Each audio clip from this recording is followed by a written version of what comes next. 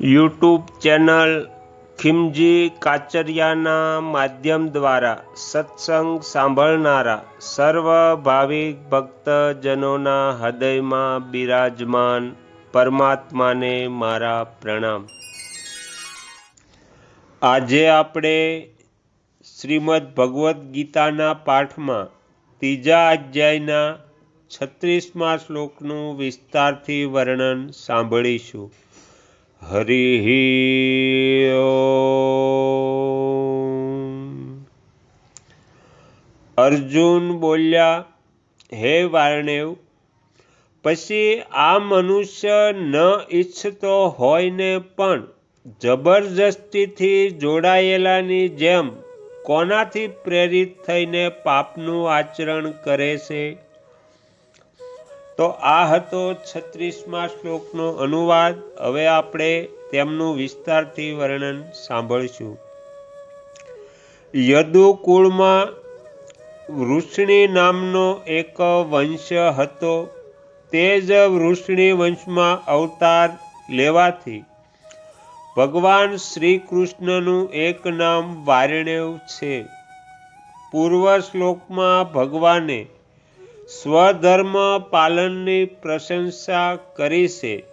ધર્મ વર્ણ અને કુળનો હોય છે। આથી અર્જુન પણ કુળ વંશના નામથી ભગવાનને સંબોધિત કરીને પ્રશ્ન કરે છે।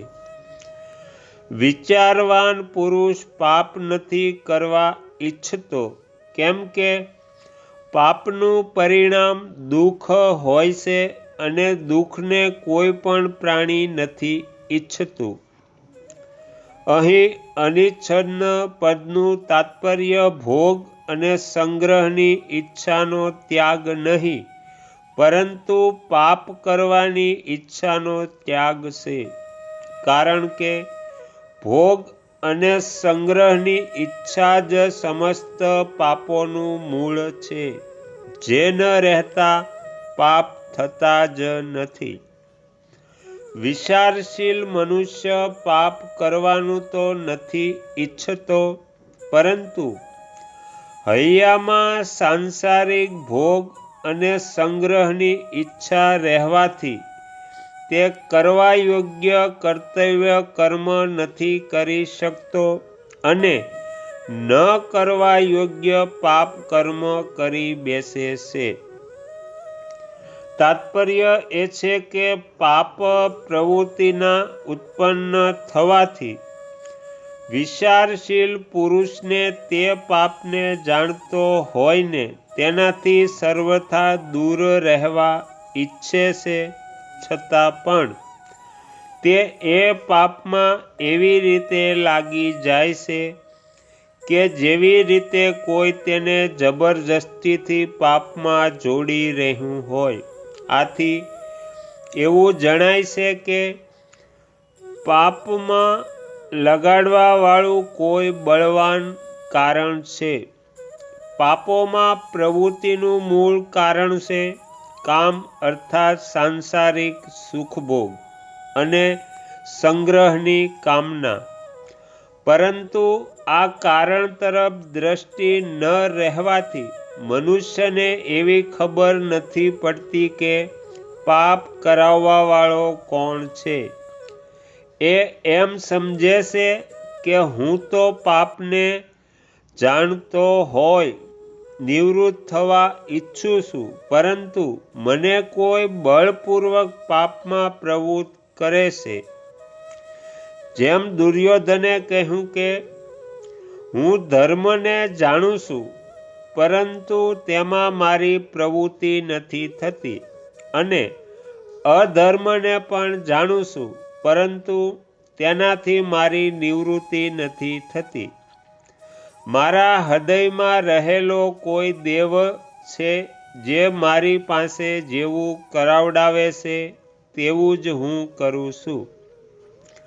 દુર્યોધન દ્વારા કહેવાયેલા એ દેવ વસ્તુત કામ, ભોગ અને સંગ્રહની ઈચ્છા જ છે, જેનાથી મનુષ્ય વિચારપૂર્વક જાણતો હોઈને પણ ધર્મનું પાલન અને અધર્મનો ત્યાગ નથી કરી શકતો. તાત્પર્ય એ છે કે વિચારવાન મનુષ્ય પોતે પાપ કરવાનું નથી ઈચ્છતો. કોઈ બીજો જ તેને જબરજસ્તીથી પાપમાં પ્રવૃત્ત કરાવી દે છે.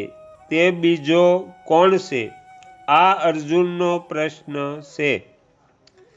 ભગવાને હમણાં 34મા શ્લોકમાં બતાવ્યું છે કે રાગ અને દ્વેષ જે કામ અને ક્રોધના જ સૂક્ષ્મ રૂપો છે. સાધકના મહાન શત્રુઓ અર્થાત એ બંને પાપના કારણ છે. પરંતુ એ વાત સામાન્ય રીત વડે કહેવાના કારણે અર્જુન તેને પકડી નહીં શક્યા. આથી તેઓ પ્રશ્ન કરે છે કે મનુષ્ય વિચારપૂર્વક પાપ કરવાનું ન ઈચ્છતો હોવા છતાં પણ કોનાથી પ્રેરિત થઈને પાપનું આચરણ કરે છે?